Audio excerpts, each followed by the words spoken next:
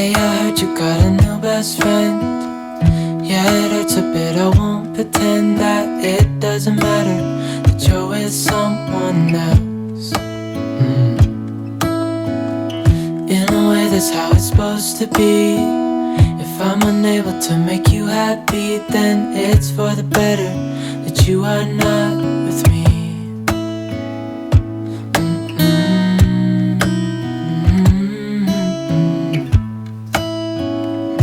That's why I wrote you a letter, 'cause you see, I write so much better than I speak. And I need to tell you, you were my best friend till the end. I hope I'll be happy without you, but right now I don't know what to do.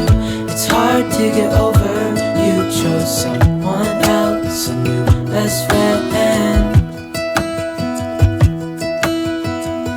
Doesn't feel like it was long ago.